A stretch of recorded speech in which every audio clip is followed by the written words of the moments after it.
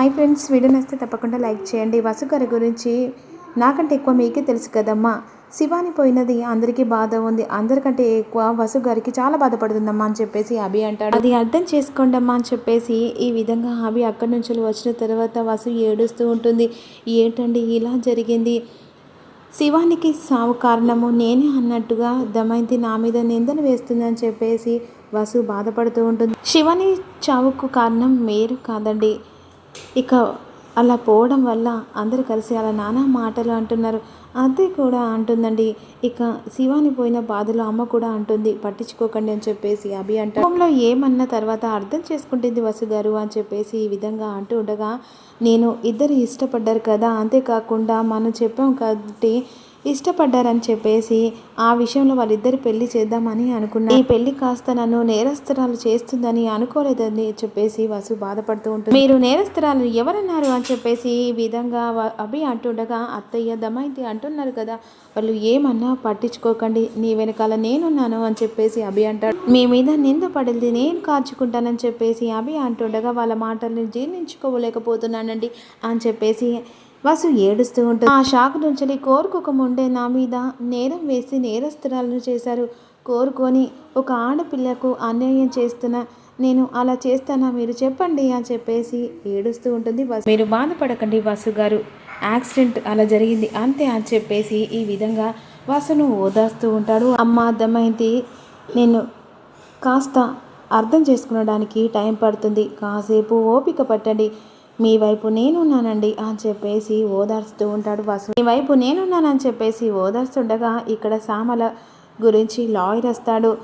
మీ దిక్కు ఎలాగైనా ఆస్తి రావాలనుకుంటే మీ వైపున ఇక 2 పనులు చేయాలండి అని చెప్పేసి లాయర్ సామలతో అంటుండగా, ఏంటి ఆ పనులు అని చెప్పేసి సామల అడుగుతుంది. ఒకటి, వీలైనంత వరకు బనీని మీరు దత్తత తీసుకోవడం, సాంప్రదాయంగా అయినా లేకపోతే చట్టరిక వ్యతిరేకంగా అయినా సరే అది మీ ఇష్టం. నెక్స్ట్ ఏంటి లాయర్ గారు, ఆస్తి మొత్తం సర్వహక్కులు నేదే అన్నట్టుగా వసుంధర గారు సంతకం పెట్టడం. వసుంధర దేవి గారు కాదు, బన్నీ కూడా సంతకం పెట్టాలి.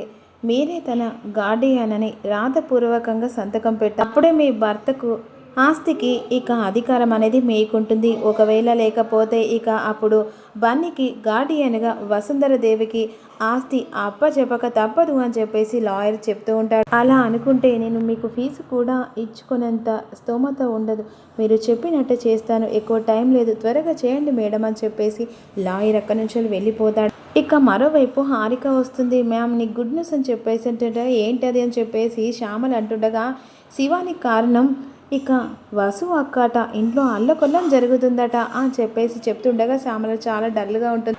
సుమంగళి ఆంటీ ఫోన్ చేసిన తర్వాత నాకు ఎంతో హ్యాపీగా ఉంది, ఎగిరి గంతేసి వెంటనే మీ దగ్గరికి వచ్చాను మ్యామ్ అని చెప్పేసి హారిక చెప్తూ ఉంటుంది. వసు అక్కను మాటలతో చాలా హింస పెడుతున్నారట సుమంగళి ఆంటీ, మా అత్తయ్య, దమయంతి, ఇక ముగ్గురు కలిసి చాలా మాటలు అంటూ ఉన్నారట. నేను అక్కడ ఉంటే చాలా ఎంజాయ్ చేసేదని, అంతేకాకుండా దమయంతి కాస్త వసు అక్కని బతకనివ్వకుండా చూస్తూ ఉంటుంది. అవును మామ్, నేనే మాట్లాడుతున్నారు, మీరు సైలెంట్గా ఉన్నారేంటి, ఏం ఆలోచిస్తున్నారు అని చెప్పేసి హారిక అడుగుతుంది. బన్నీని దత్తత తీసుకోమని, లేకుంటే వసుతో సాయం చేసుకోమని, ఇవి 2 చేయకపోతే ఆస్తి పోతుందని వార్నింగ్ ఇచ్చి లాయర్ వెళ్ళాడు అని చెప్పేసి శ్యామల చెప్తుండగా, డోంట్ వరీ మ్యామ్, ఇప్పుడు వసు అక్క సిచ్యువేషన్ని మనం వాడుకుంటాం, కరెక్ట్గా ప్లాన్ చేసి బన్నీ దత్తత, వసు అక్క సంతకమా 2 జరిగిపోతుంది, అదే ఆలోచిస్తున్నాను, నువ్వు కూడా ప్లాన్ చేయి అని చెప్పేసి ఈ విధంగా హారికకు చెప్తూ ఉంటుంది. ఇక మరోవైపు అభి అందరు కలిసి హాల్లో కూర్చుంటారు.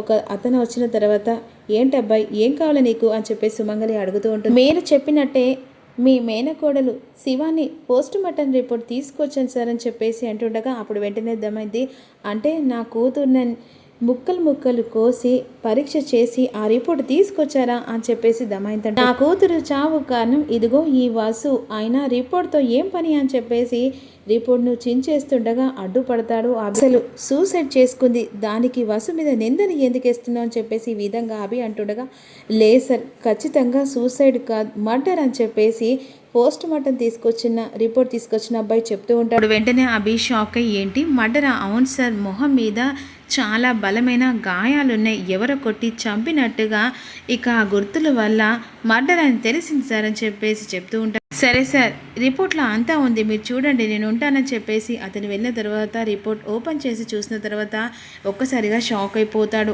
మర్డర్ జరిగినట్టు రిపోర్ట్లో ఉందా అని చెప్పేసి భాస్కర్ అంటుండగా అవునన్నయ్య అని చెప్పేసి అభి అంటాడు. మర్డర్ జరిగిందా అని చెప్పేసి ఒక్కసారిగా చూసి షాక్ అయిపోతాడు. అసలు శివానిని అక్కడి నుంచి నూకి చంపాల్సిన అవసరం ఎవరికి ఉంటుంది, అసలు ఎవరై ఉంటారు అని చెప్పేసి వసు పావని అనుకుంటూ ఉంటారు. శివాని ఆత్మహత్య చేసుకునడానికి వెళ్ళినా అక్కడ ఎవరు హత్య చేసి ఉంటారని చెప్పేసి పావని అంటుండగా వెంటనే శివాని చనిపోయిన ఇక స్పాట్ దగ్గరికి వెళ్ళాలి, పదండి వెళ్ళని అక్కడ వెతుకులాడి సీసీ ఫుటేజ్ ద్వారా నిజాలు బయటపడతాయి అని చెప్పేసి అంటుండగా పదండి అని చెప్పేసి అభి వసు వెళ్తూ ఉంటారు. ఎవరు హత్య చేస్తూ ఉంటారు, ఎవరికి అవసరం ఉందని చెప్పేసి పావని అంటుండగా దమయంతి ఏడుస్తూ ఉంటుంది. శివాని చనిపోయిన కాడికి వచ్చిన అభి వసు పక్కన ఇక బిల్డింగ్ కడుతున్న ఒక అతన్ని అడుగుతూ ఉంటారు. మొన్న మర్డర్ జరిగింది కదా, అక్కడ స్పాట్లో మీరున్నారని చెప్పేసి అడుగుతుండగా అప్పుడు లేం సార్ అని చెప్పేసి చెప్తూ ఉంటారు. పోస్ట్ మార్టం ప్రకారం శివానిది సూసైడ్ కాదండి, ఇస్ మర్డర్ అని చెప్పేసి అభి అంటూ ఉంటాడు. ఖచ్చితంగా ఏదో జరిగి ఉంటుంది, పదండి వసు గారు ఇక ఒకసారి చూద్దామని చెప్పేసి అభి వసు అనుకుంటూ ఉంటారు. బిల్డింగ్ నుంచి శివాని చనిపోయిన దగ్గరికి వెళ్ళి మొత్తం సర్చింగ్ చేస్తూ ఉండగా అక్కడ ఒక నల్లపూసల తాడు దొరుకుతుంది. వసుకు వెంటనే ఏమండి అని చెప్పేసి అంటుండగా ఇది శివానిది కాదు కదా అని చెప్పేసి అభి అంటుండగా కాదండి, ఇది పెళ్ళైన అమ్మాయిలు వేసుకునేది అని చెప్పేసి వసు అంటుంది. శివాని చంపిన వాళ్ళు అమ్మాయిలే ఉంటారండి అని చెప్పేసి అంటుండగా అవునండి అని చెప్పేసి ఆలోచిస్తుండగా చెట్టు దగ్గర సీసీ ఫుటేజ్ కనబడుతుంది. ఏమండి సీసీ ఫుటేజ్లలో శివాని మర్డర్ గురించి ఏదైనా ఆధారం దొరకచ్చు, పదండి చూద్దామని చెప్పేసి అభి అంట. సీసీ కెమెరా దగ్గరికి వెళ్ళిన ఒక అతను అక్కడ మాట్లాడుతూ ఉంటాడు. ఏమండి ఈ సీసీ కెమెరా మీదేనా? అవును సార్, మొన్న మర్డర్ జరిగింది కదా, అది చూడాలి ప్లీజ్ ఇస్తారా అంటుండగా సరే సరే అని చెప్పేసి ఇక ఫోన్లో రికార్డ్ అయిందంతా జరిగింది కనబడుతూ ఉంటుంది. ఏమండి ఎవరు కొట్టి చంపేశారు అని చెప్పేసి వాసు అంటుంది. కానీ చంపిన వ్యక్తి మాత్రం కనబడకుండా వెంటనే అక్కడి నుంచి లేడీ అన్నట్టయితే కనబడుతూ ఉంటుంది. ఆ లేడీ ఎవరో కానీ ఫేస్ మాత్రం క్లారిటీగా లేదండి. ఏమండి మీ దగ్గర ఇంకో కెమెరా ఉందా అని చెప్పేసి అతన్ని అడుగుతుండగా లేదు సార్ ఇదొక్కటే ఉందని చెప్పేసి అతను చెప్తూ ఉంటాడు. శివాని చంపింది ఎవరో కనిపెడదామండి అని చెప్పేసి ఈ విధంగా అక్కడి నుంచి అభి వసు బయలుదేరుతూ ఉంటారు. మరోవైపు హారిక ఎక్కడ పెట్టాను ఇది అని చెప్పేసి వెనుకలాడుతూ ఉంటుంది. ఏం వెతుకుతాను హారిక అని చెప్పేసి శ్యామల వస్తుంది. నా చైన్ మ్యామ్ ఎక్కడ పెట్టాను వెతుకులాడినా కనిపించట్లేదు అని చెప్పేసి హారిక అంటుంది. ఇప్పుడు వెంటనే శ్యామల అడుగుతుంది ఎక్కడ పెట్టావా, ఎక్కడైనా పడేసుకున్నావా అని చెప్పేసి అడుగుతుండగా లేదు మ్యామ్ రూమ్లో పెట్టినట్టు బాగా గుర్తు చేసుకో అని చెప్పేసి శ్యామల అడుగుతుంది. పంపదీసి స్పాట్లో కానీ మర్చిపోయా ఎక్కడ మ్యామ్, అదే శివానిని కొట్టి చంపేసిన స్పాట్లో అని చెప్పేసి ఇక శ్యామల మాటలు విని హారిక షాక్ అయిపోతుంది. ఈ చైన్ ఇంట్లో కానీ ఎక్కడెక్కడ ఉన్నా ఏం లేదు, కానీ ఆ స్పాన్లో పడితే మాత్రం ఇక నువ్వు ప్రమాదంలో పడ్డట్టే అని చెప్పేసి శ్యామల అంటుంది. ఈ చైన్ అక్కడుంటే పోలీసులకు ఎవిడెన్స్ అవుతుంది, దాన్ని పట్టుకొని అడ్రస్ వెతుక్కుంటూ వస్తారు అని చెప్పేసి శ్యామల అంటుండగా నో ఛాన్స్ మ్యామ్ అని చెప్పేసి హారిక అంటుంది. చైన్ మాత్రం అక్కడ పర్లేదు, నేను తనతో మాట్లాడాను, కొట్టాను, చంపాను, వచ్చాను, అంతకు మించి అక్కడ ఏం జరగలేదు, షూర్గా చెప్తున్నావా అని చెప్పేసి శ్యామల అడుగుతుంది. డౌట్ ఏం లేదు కదా?